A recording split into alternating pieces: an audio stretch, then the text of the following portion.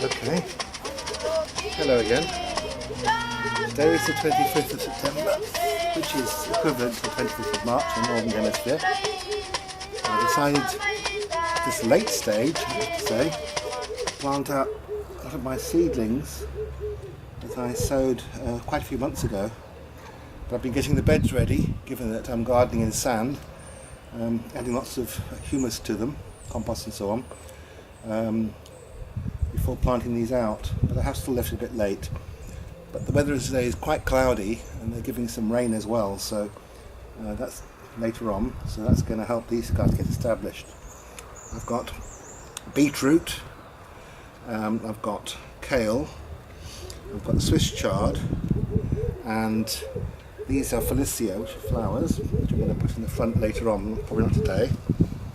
And I've got Romanesco cauliflowers, quite a lot of them, which I hope to get a good crop from. I'm not going to bother with cauliflowers themselves, but I think the Romanescos are more like broccoli. I'll bring these in for a bit closer up look. Not as much to see, just a bunch of seedlings. And I've got more than I need, so my neighbours will get some of these. And these are looking decidedly tray bound. Anyway. And what I'm going to do now is mix up some rock dust,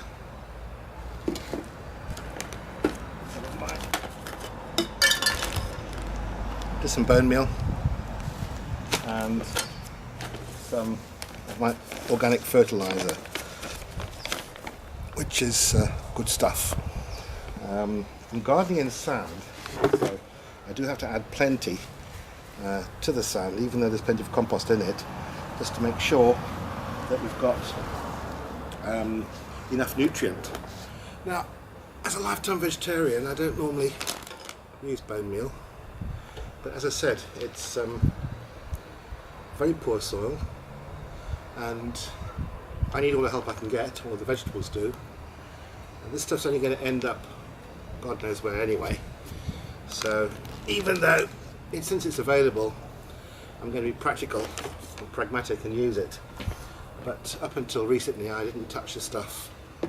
So first of all, no science to it. A little scoop. I'm going to put at least a scoop, a bit windy, of rock dust in there, which should be more than enough. I'll just add extra just for good luck. And seal it. A little bit windy, not too windy. Very light wind. I don't want my precious rock dust getting blown away. Bone meal, just a splodge. Splodge being at least a handful. And finally, more importantly I guess, this stuff. Now they say you should use 1 to 1.5 cups per square metre. This is roughly a cup. So I'm going to be doing about 6 square metres. So I'm going to put about 10 of these in. 1, 2, 3, 4, 5, 6, 7, 8, 9, and 10. Which leaves my packet a bit empty. And stir it round and just have a look and see what it looks like with that kind of mixture.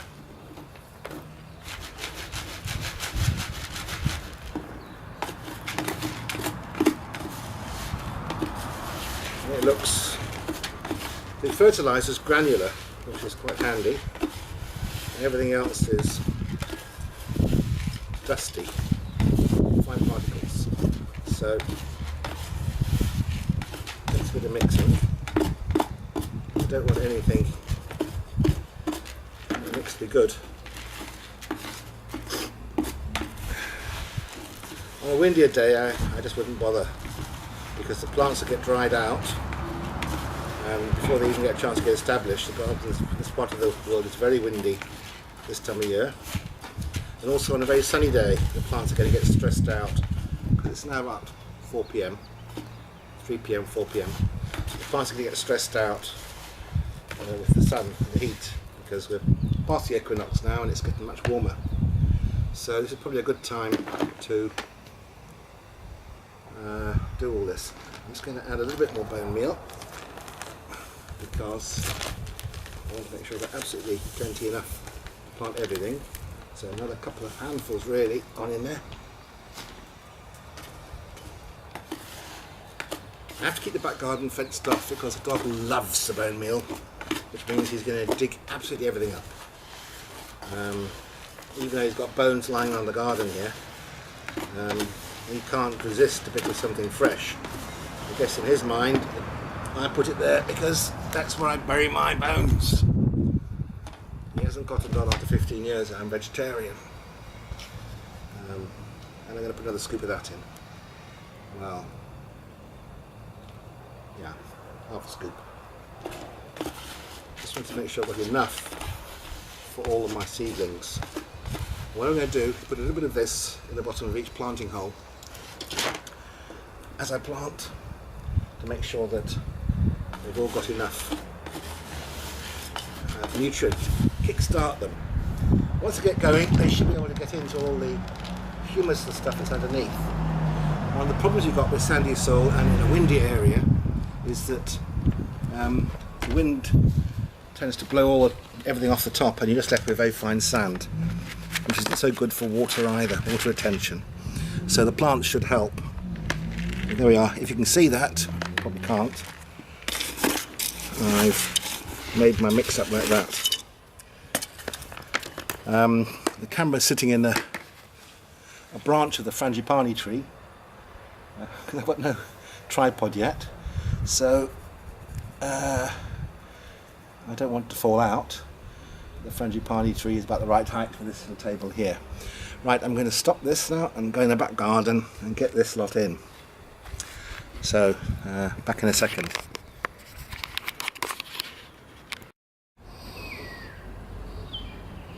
Okay, I'm going to relocate to Swiss chard plants that are self-sown. I'm going to put them where my Swiss chard is going to go anyway, but I thought I'd just quickly show you, for your interest, the condition of the soil. As you can see on top, it's sandy, because the wind has blown whatever was there away. But once you get just under the surface, this is fabulous. So everything is going to grow really well.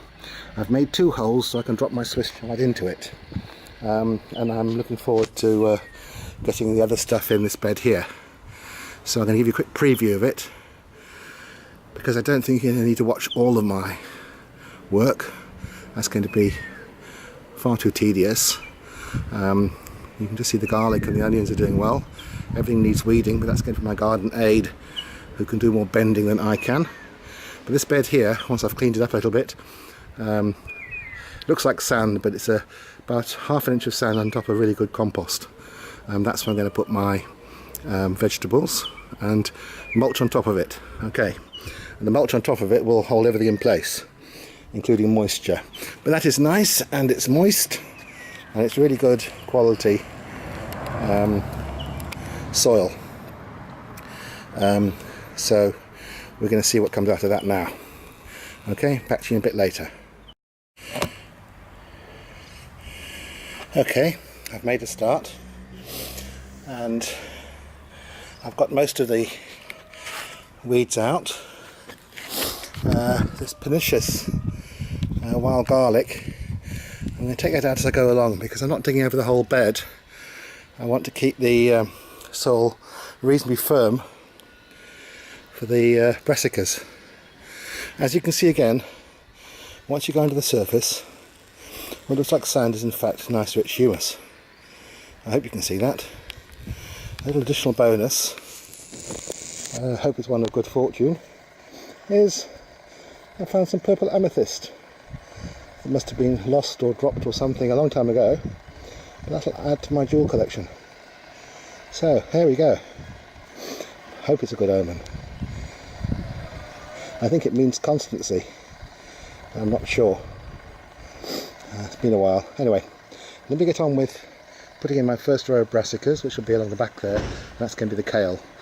I'm planting them very close together, because I don't think it really matters in a raised bed where you're not going to be walking.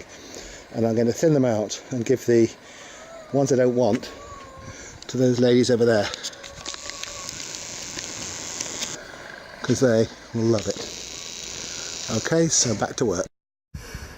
Okay, bit of a one-handed operation this, and this corner here will definitely be shady, so that's probably going to take a squash. Which will grow along the back there. I'm going to start my first kale about here, and there's some kale plants. What we're going to do, bear with the one-handed operation.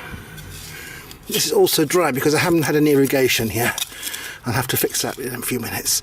A little onion going out, and I'm going to start my first kale there. So there's my first kale going in. Lovely, lovely, lovely little plant here. Just tip them all out. One-handed isn't that easy, so please don't send me messages telling me I'm doing it wrong. And I'll put the strongest one just there. Okay, there's the first one in. And I'm going to repeat this process all the way along, and I'm going to space them about so far apart, 10 inches. I'm sure that's fine given that they're going to be growing in this raised bed. Okay, more in a minute. Okay, this is getting a bit tricky. I wanted to show you how you get these little seedlings out of here. If you look, they come out with fabulous little root systems, and they're really very easy to get out. Underneath, you can see are similar cells. What you need to do is find the bottom of the one you want to get out and push up on it. I'm going to do that with this one here, this kale. So bear with the wobbly camera. That one. I'm going to push up from underneath, like that. Hold on. And I'm going to pull it. Which one is it? It is easier when you've got two hands. I'm going to just pull it out now, and hopefully pull it out with its intact root system. There we go. How about that? It's much easier with two hands, which is why I'm going to switch you off again now.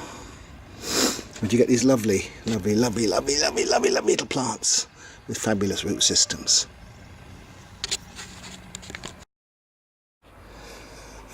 Okay. Here you can see I've got a row of kale in the back there. As I say, close together because I can thin them out and give the extra growth to the chickens anytime I want, because 2 or 3 plants will do me alone. But what you can't get enough of, I think, is cauliflowers. And these are Romanescos because I like the flavour, and you haven't got to bother about keeping the heads white.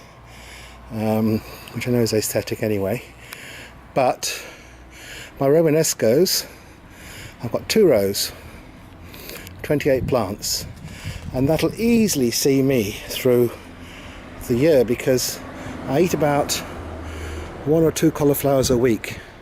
As a vegetarian, it's one of my favourite dishes in any way I can get it.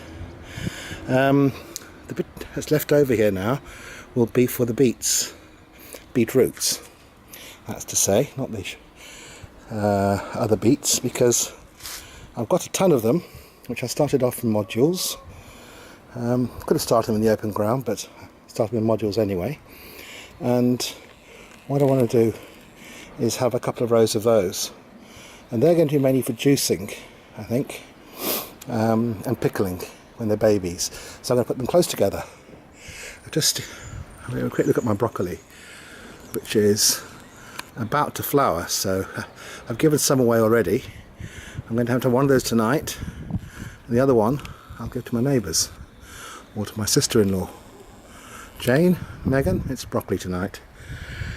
Okay, so the next job is to get some rows in here, and I'm going to plant my broccoli very close together. Not broccoli, my beetroots very close together, because I want baby beets for pickling, and I've got tons of them. Okay, so let's get on with that, and we'll show you the results in about 20 minutes, half an hour I suppose.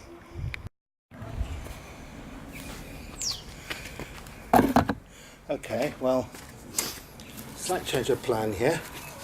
I discovered that my little beetroots, unlike the brassicas, are a little bit harder to get out. Might be because they're just a bit dry.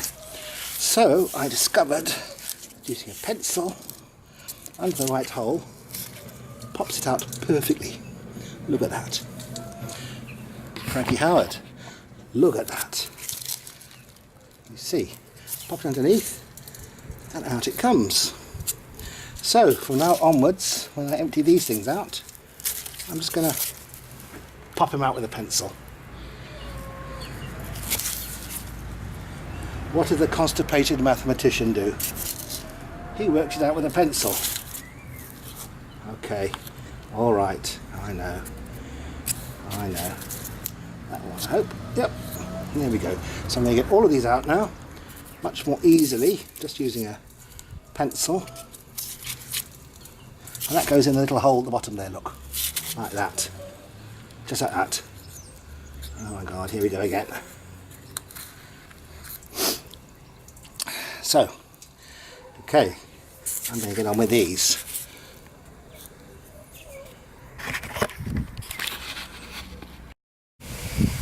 Okay,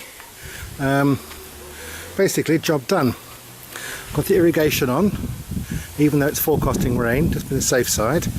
And I put a row of Swiss chard in here. To go with the 2 plants I transplanted, and well away from the courgettes, which are going to take over like mad. Chickpeas, peas. Right, stepping over the irrigation. Don't want to get the camera wet. You can see the different rows of vegetables down here. In the front, a double row of broccoli, and not yet finished. There's some more to go in there yet. A double row of Romanesco and a row of kale, Chamolier. Okay, I'm going to give you all the names of all the varieties I've used in a few minutes using the seed packet. So I can't remember them exactly. Also getting a nice drink are the tomato plants, which are down here. I'm not growing cherry tomatoes, and I haven't decided in the middle here, probably spinach, and certainly spinach and radishes and things like that at the bottom. Probably not radishes because they're a brassica, but certainly some spinach along here. Incidentally, I also planted my beetroots with the brassicas because they are a brassica, I believe. I could be corrected, but I believe beetroots are also a brassica. Certainly radishes are. Maybe not beetroots, it doesn't matter. I've had a few carrots go to seed. They're doing very well, so I'll save something from that lot. Also some babies. I plant them very close together, so I don't mind the babies because it's just me here. And I've got some Felicia in pots there, which I've transplanted from a small tray, which I'm going to leave there for a little while and then plant in the front garden where it's hot and dry most of the year. So I've just left them there to get a bit of a breathing space.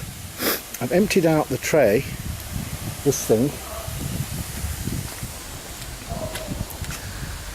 before putting it away, because these are the cells that didn't turn into anything.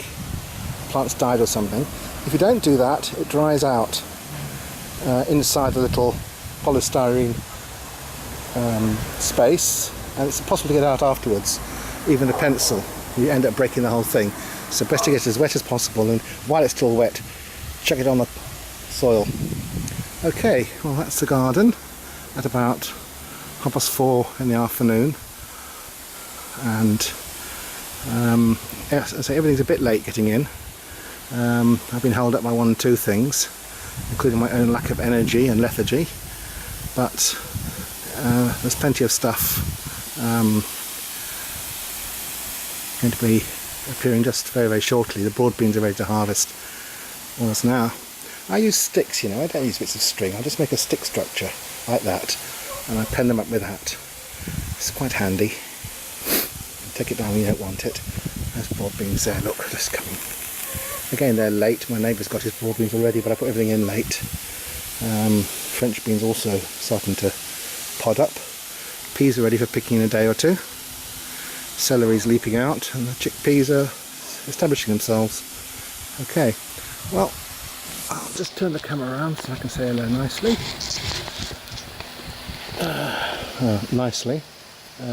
Or goodbye nicely. And I'll do another one, and maybe some of little bits I've done in between, because I have been busy even though I haven't made videos and uploaded them, so that you can see some of the other stages in between.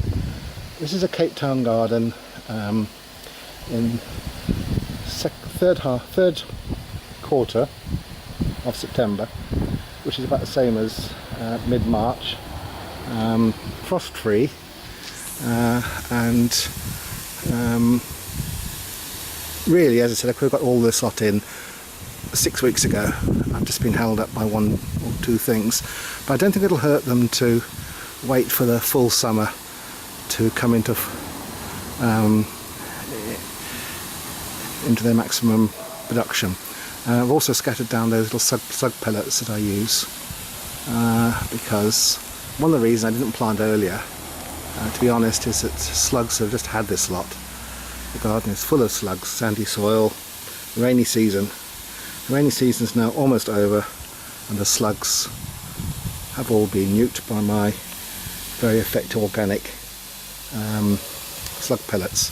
Okay, that's it for now, and see you on the next movie. Bye bye. Okay, a quick look at the varieties I'm using. Romanesco cauliflower, Bright Lights Swiss chard, Heinz 1370 tomatoes, Cape Market carrots, Baby Spinach Dash, Crimson Globe beetroot, Cape Spitz cauliflower, cabbage, Charmulia kale,